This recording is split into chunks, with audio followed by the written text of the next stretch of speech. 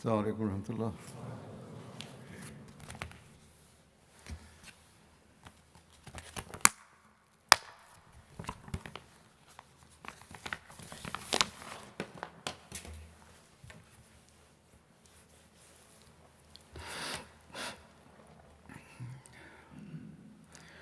أشهد أن لا إله إلا الله وحده لا شريك له وأشهد أن محمدا عبده ورسوله أما بعد فأعوذ بالله من الشيطان الرجيم بسم الله الرحمن الرحيم الحمد لله رب العالمين الرحمن الرحيم مالك يوم الدين إياك نعبد وإياك نستعين اهدنا الصراط المستقيم صراط الذين أنعمت عليهم غير المغضوب عليهم ولا الضالين. واعبدوا الله ولا تشركوا به شيئا وبالوالدين إحسانا وبذي القربى واليتامى والمساكين والجار ذي القربى والجار الجنب والصاحب بالجنب وابن السبيل وما ملكت أيمانكم إن الله لا يحب من كان مختالا فخورا.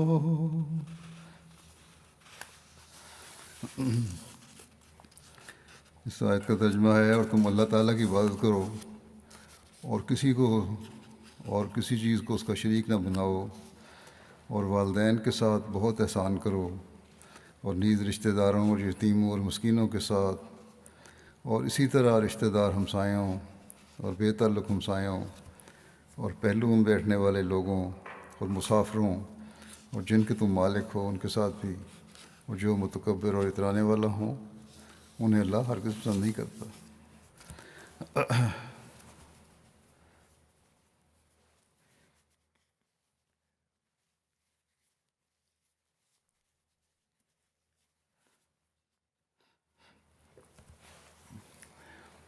اللہ تعالیٰ آج ہمیں عید منانے کی توفیق عطا فرما رہا ہے، لیکن ایک مومن کے لیے حقیقی عید صرف یہی نہیں کہ اچھے کپڑے پہن لیے، اچھے کھانے کھا لیے، دوستوں کے ساتھ مجلس میں بیٹھ کر خوش گپیوں میں وقت گزار لیا، عید کی نماز پڑھ کر سمجھ لیا کہ اب عید کا فرض تو ادا ہو گیا، اس لیے اب کھلی چھٹی ہے، جو چاہے کرو.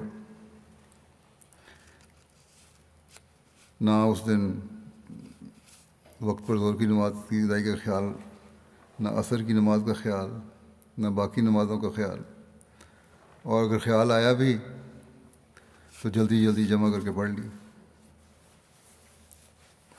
بلکہ بعض لوگ تو عید کی نماز بھی نہیں پڑھتے،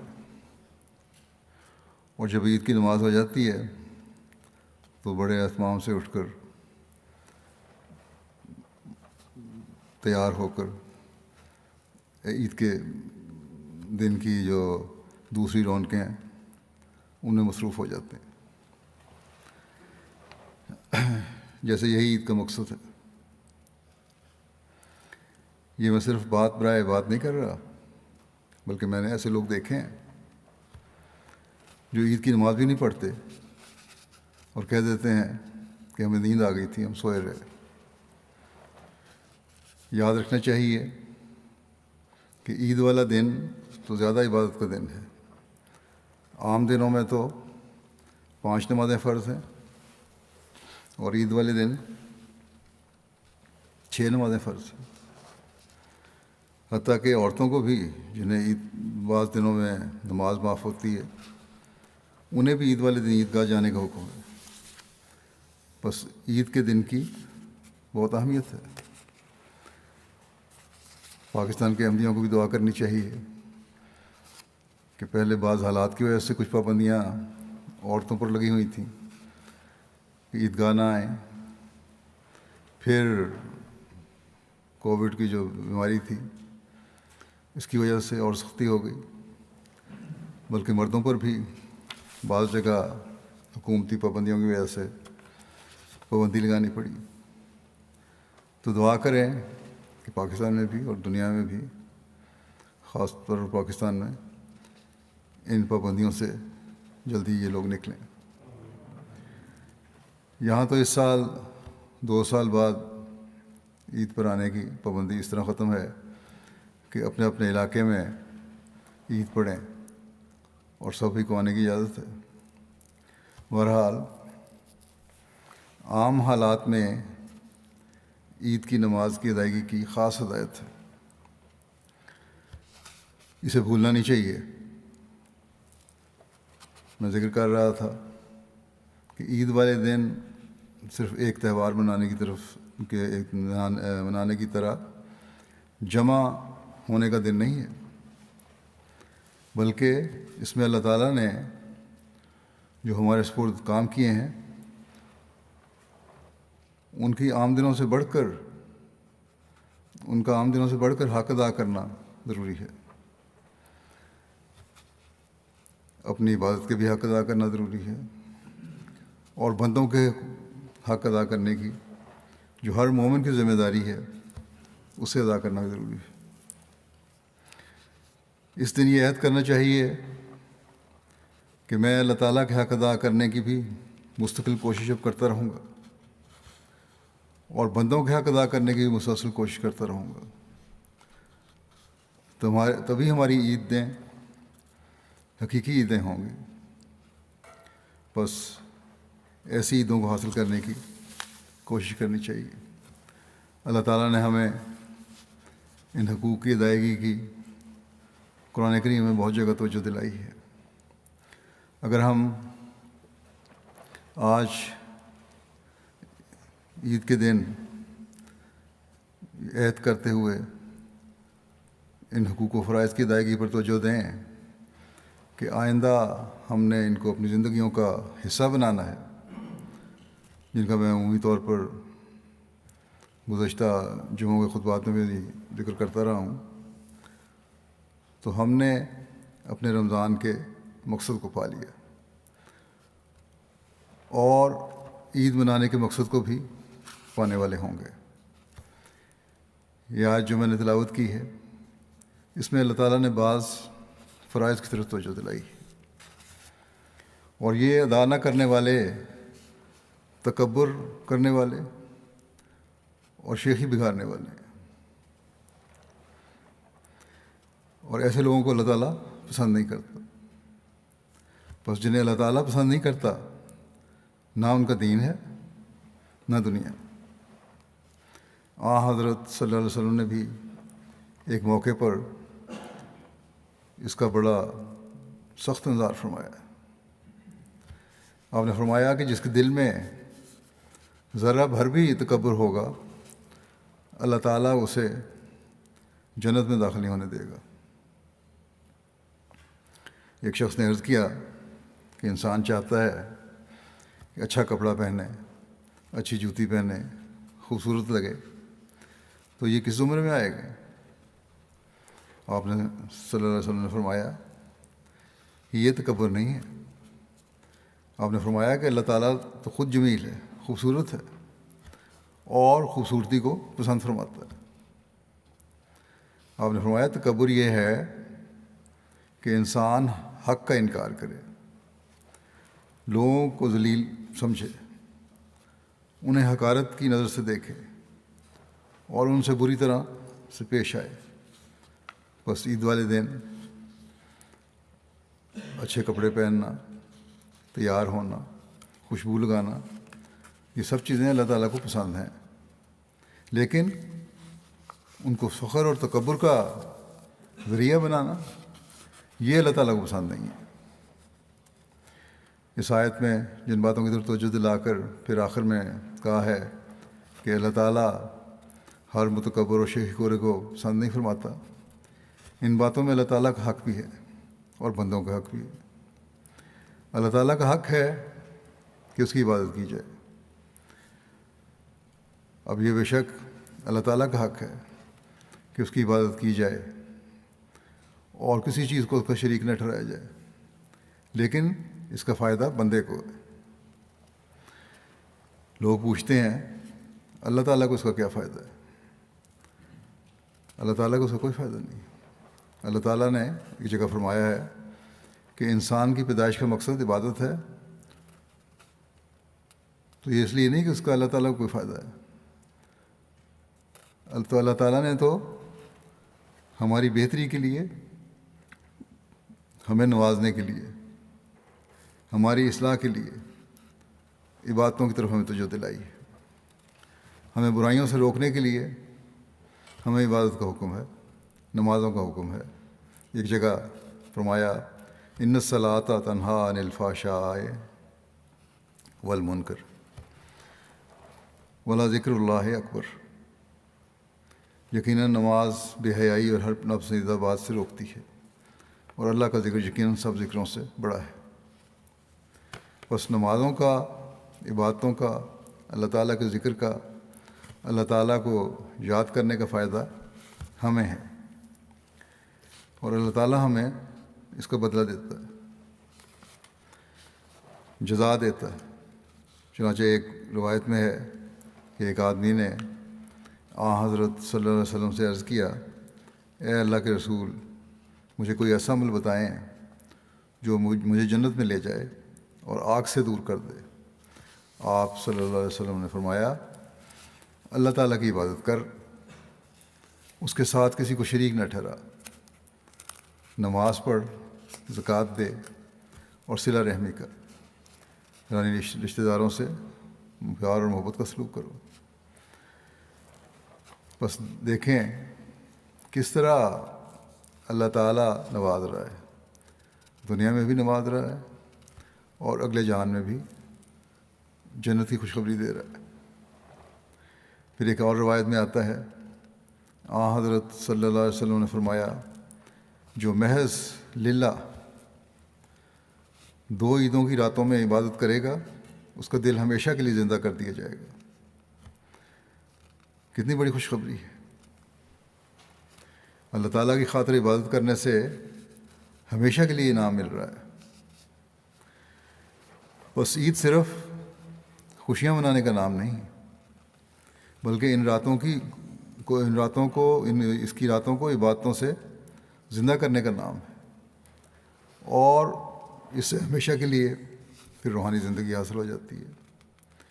وہ لوگ جو سمجھتے ہیں کہ رمضان ختم ہوا اب آرام سے سوئیں گے، کہاں تو سحری کھانے کے لیے اٹھتے تھے اور اس وجہ سے 2 نفل بھی پڑھ لیتے تھے، اور کہاں یہ کہ عید والے دن بلکہ بہت سے فجر کی نماز میں بھی جاگنے کی سستی دکھا جاتے ہیں۔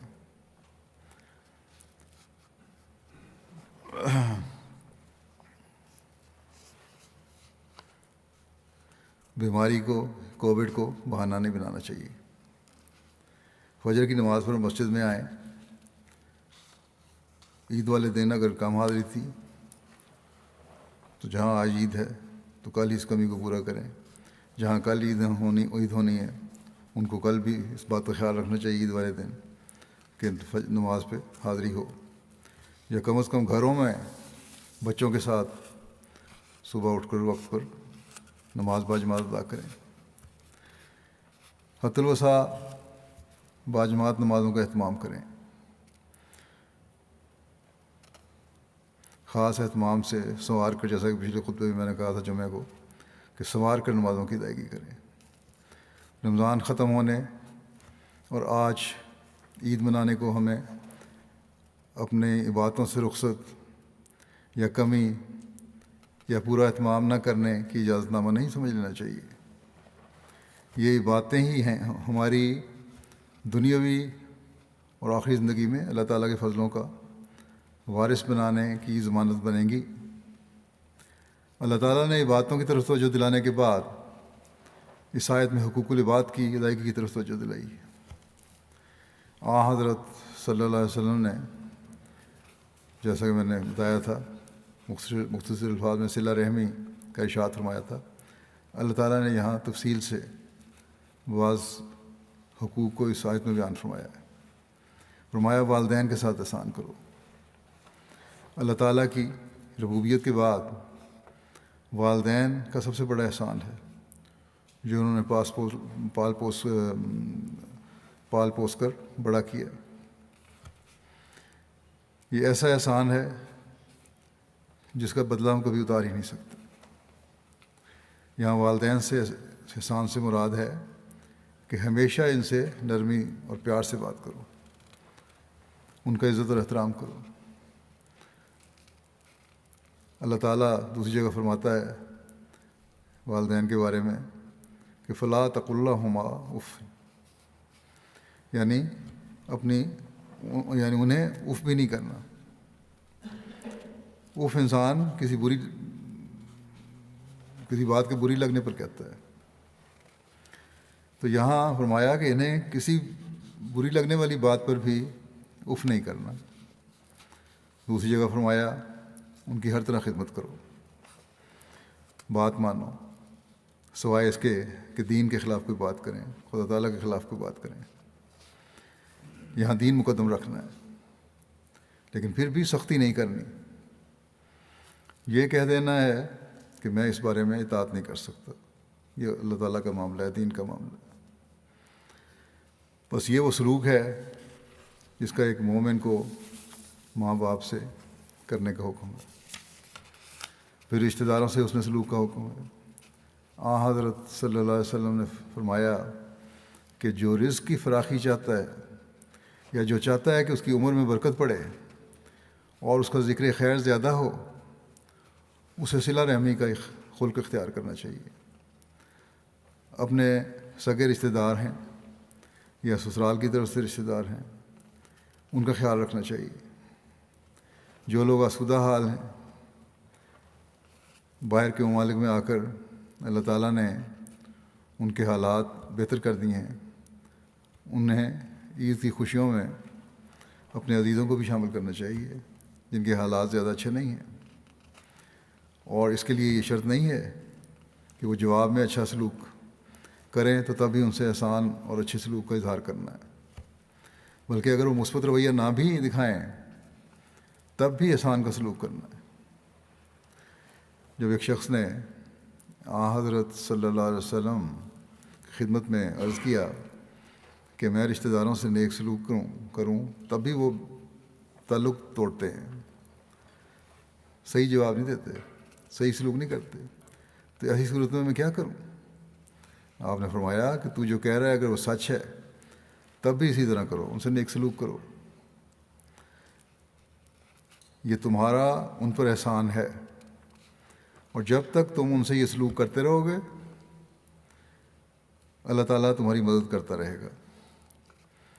بس نیک کام کرنا ہمارا کام ہے، اور عید کی حقیقی خوشی تبھی ہے جب یہ نیک سلوک بغیر کسی بدلے اور اجر کے انسان کرتا رہے۔ اس لیے کہ اللہ تعالیٰ اور اس کے رسول کا حکم ہے،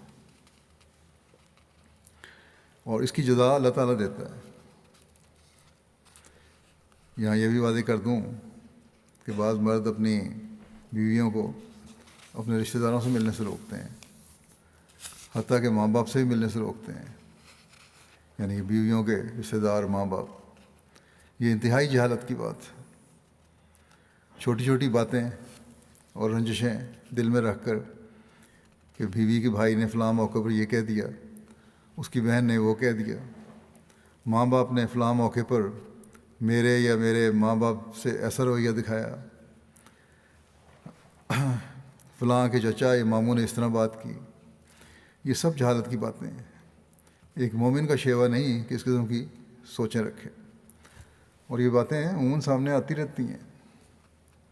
بس اگر اللہ تعالیٰ کو خوش کرنا ہے، اللہ تعالیٰ کی مدد حاصل کرنے والا بننا ہے، تو پھر ان لغو اور بیہودہ باتوں کو چھوڑنا ہوگا۔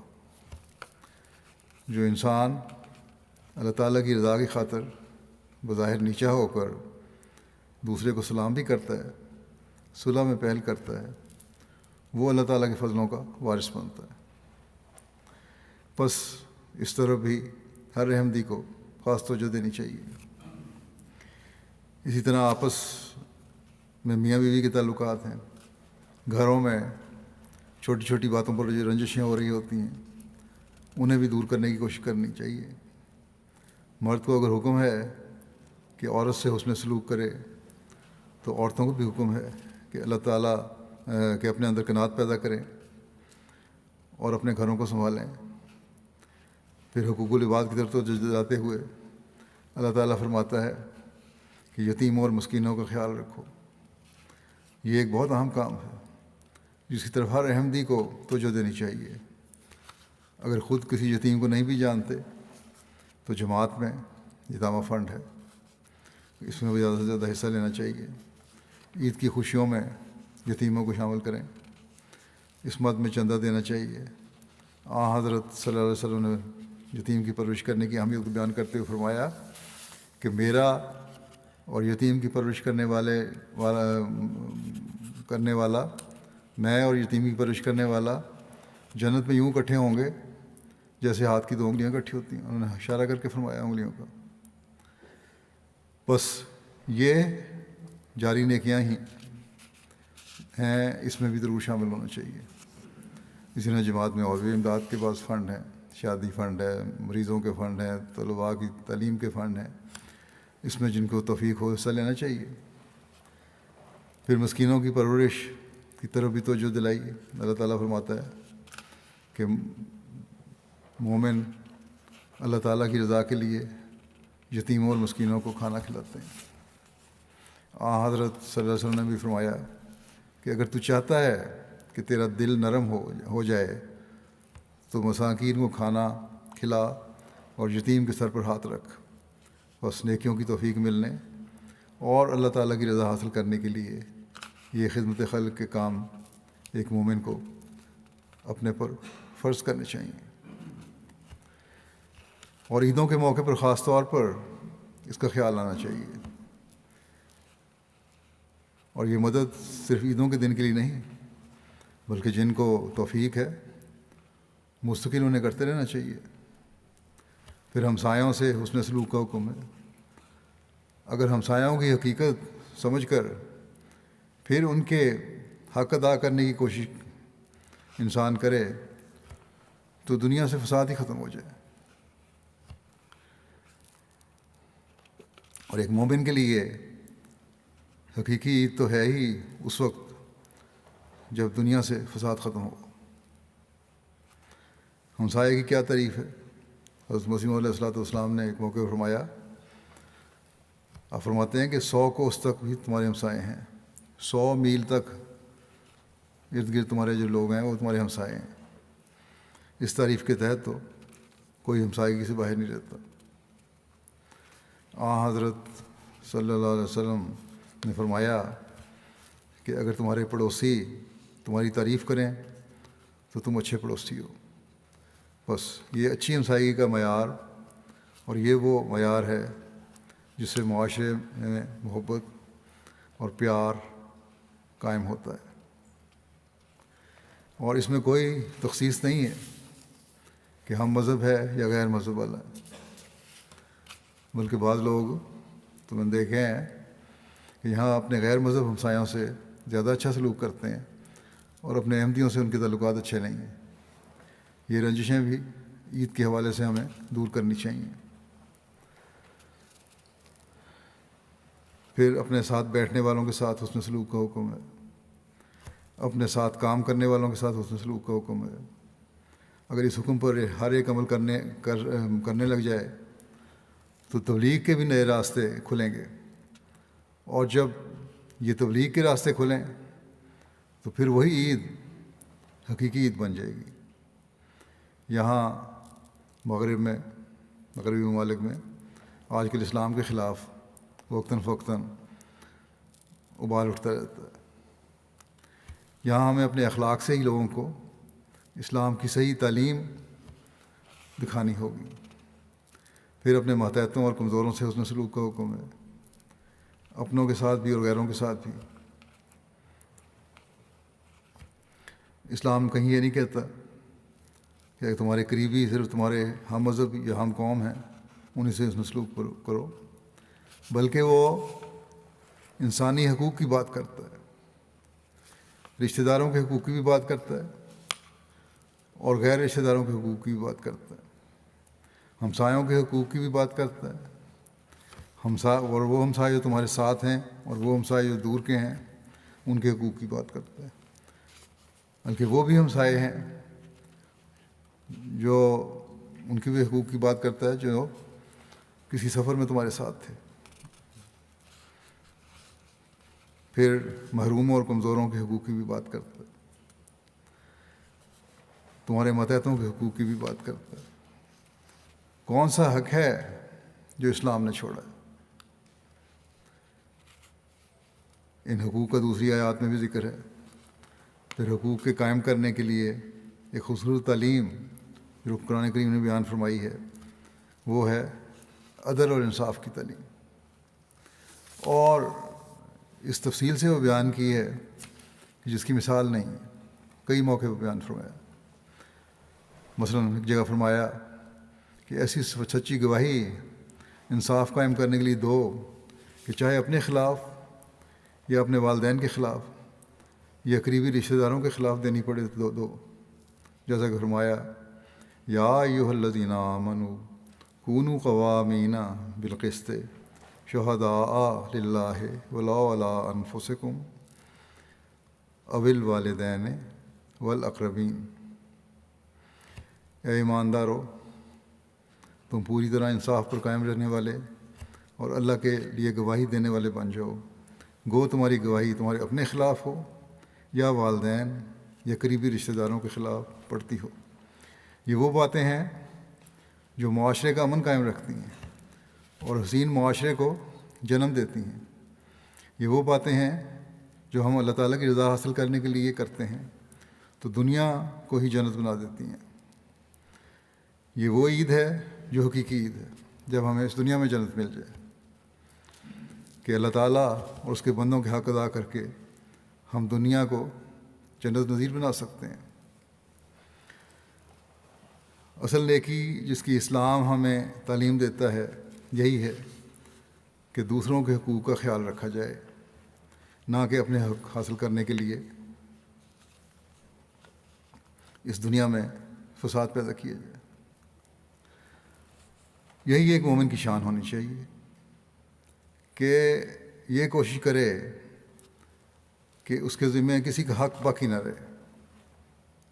یہ جائزہ لے اپنا کہ میرے ذمہ کسی کا حق تو باقی نہیں رہا، تلاش کرے حق۔ صرف حق یہ نہیں ہے کسی کا قرض دینا ہے، بلکہ حق یہ ہے کہ اپنے جتنی استعدادیں ہیں، صلاحیتیں ہیں، اخلاق ہیں، ان سے دوسرے کے ساتھ سلوک کرنا اور اچھا سلوک کرنا، دوسروں کے دکھوں اور تکلیفوں کو محسوس کریں۔ اور یہی چیزیں ہماری عید کو حقیقی عید بنا سکیں گی۔ صرف ایک دن کی عید نہیں، بلکہ ایسی عید جو اللہ تعالیٰ کی رضا حاصل کر کے دائمی عید بنے گی۔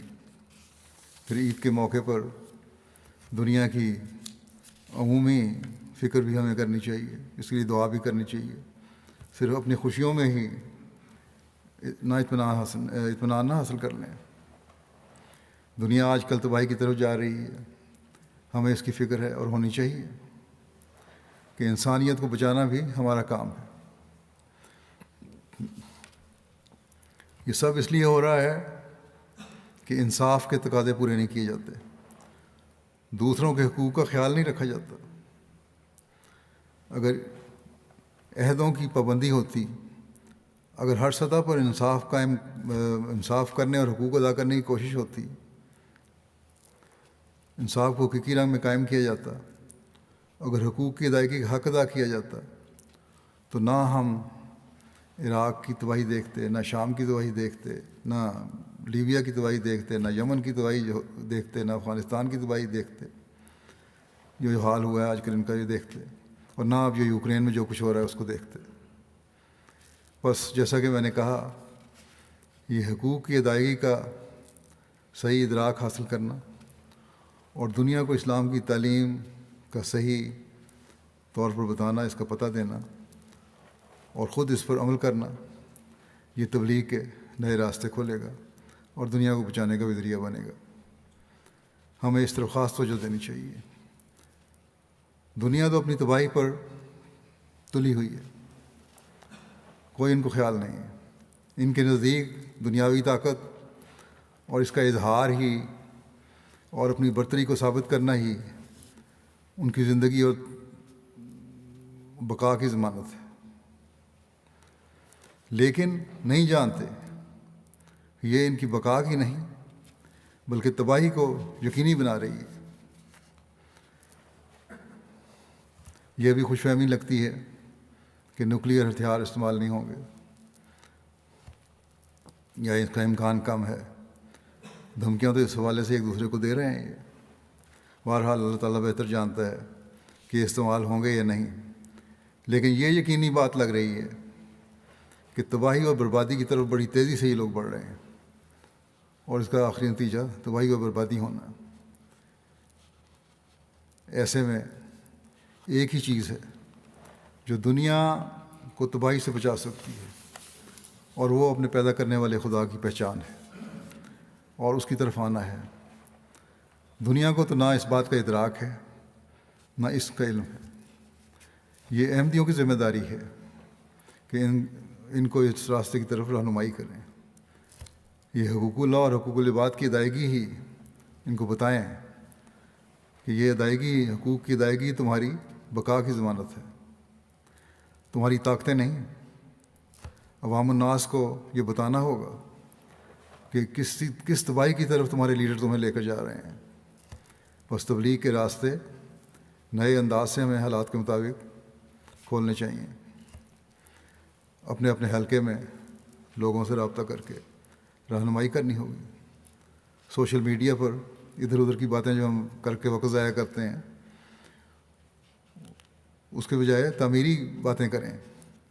ان باتوں پر وقت ضائع کرنے کے بجائے خدا تعالیٰ کی طرف آنے کی طرف رہنمائی کریں۔ یہ بتائیں کہ یہ حقیقت ہے کہ خدا تعالیٰ کی طرف آؤ گے تو تمہاری بقا ہے، اور اگر تمہیں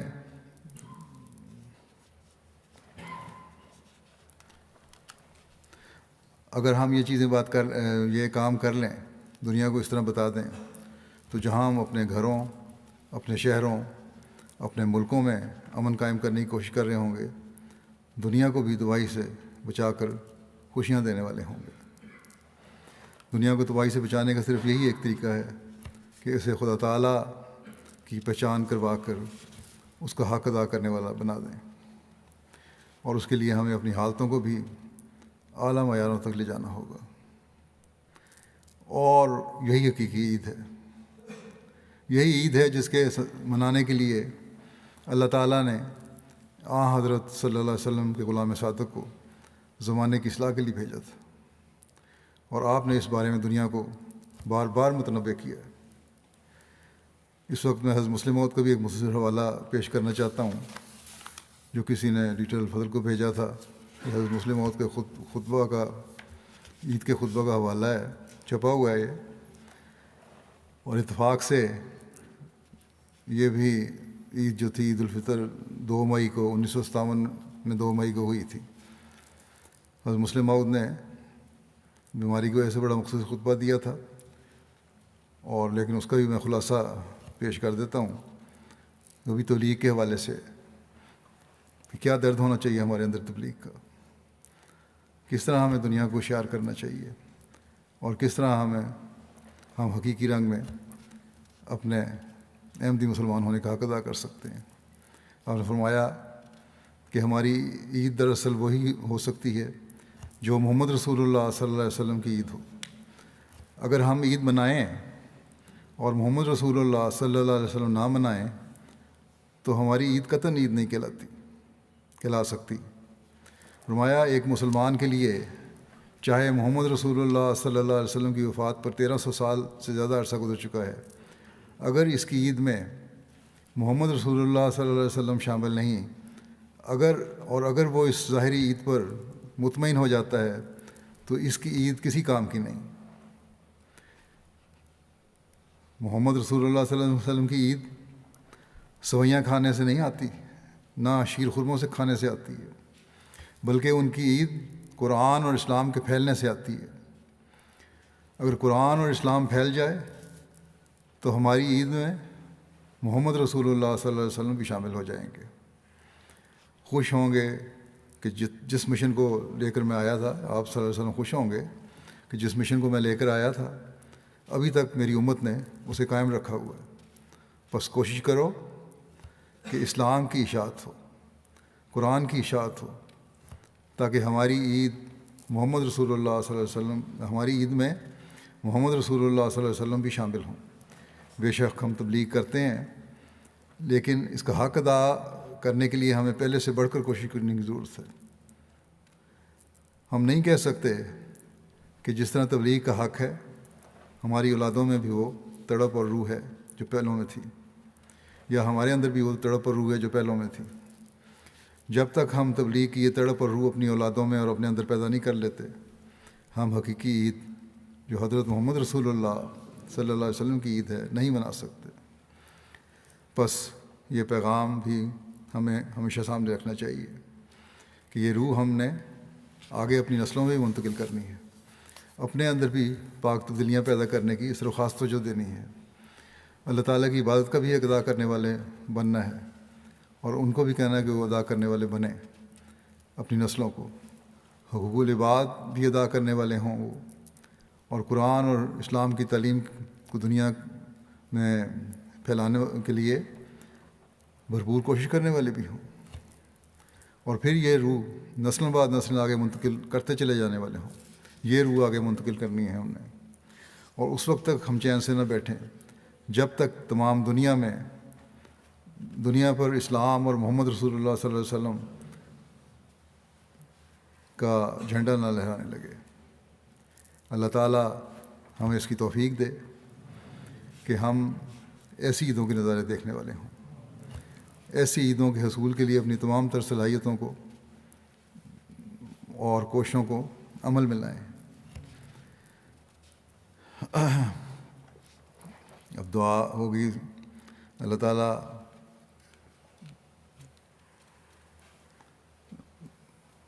دعا میں اسیران کی رہائی کے لیے بھی دعا کریں، شہداء کی خاندانوں کے لیے دعا کریں، اللہ تعالیٰ ان کا حافظ و ناصر ہو۔ جماعت کے لیے مالی قربانی کرنے والوں کے لیے دعا کریں، اللہ تعالیٰ ان کے اموال و نفوس میں انتہا برکت عطا فرمائے۔ واقفین زندگی کے لیے دعا کریں، اللہ تعالیٰ انہیں وقف کی روح کو قائم رکھتے ہوئے ایک جوش اور جذبے سے کام کرنے کی توفیق عطا فرمائے، اور ان کے اندر ایک ہی تڑپ ہو، مبلغین جو میدان عمل میں ہیں، کہ ہم نے حضرت محمد رسول اللہ صلی اللہ علیہ وسلم کا جھنڈا دنیا میں لہرانا ہے اور دنیا کو توحید کے جھنڈے کے نیچے لے کر آنا ہے۔ اللہ تعالیٰ ہماری حقیر کوششوں میں بے انتہا برکت ڈالے، اور ہم اسلام اور محمد رسول اللہ صلی اللہ علیہ وسلم کے غلبہ کو دنیا میں جل تر دیکھنے والے ہوں۔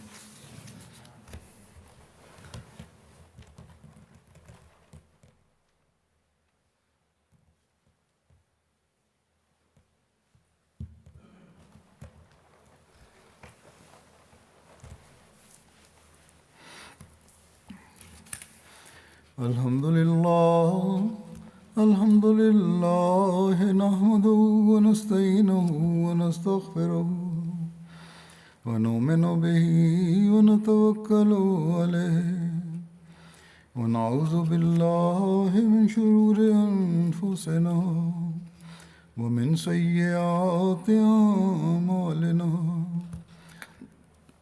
من يهده الله فلا مضل له ومن يضلل فلا هادي له ونشهد أن لا إله إلا الله ونشهد أن محمدا عبده ورسوله عباد الله رحمكم الله إن الله يأمر بالعدل والإحسان وإيتاء ذي القربى وينهى عن الفحشاء والمنكر والبغي يعظكم لعلكم تذكرون اذكروا الله يذكركم وادعوه يستجب لكم ولذكر الله أكبر.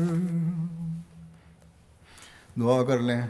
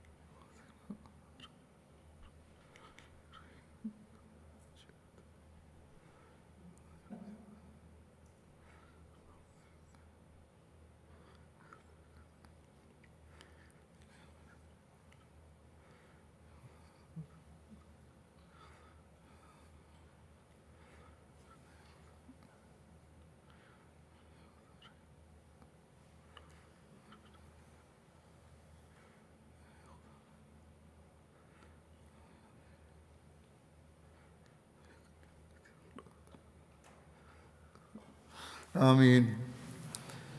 سب کو عید مبارک ہو. السلام علیکم.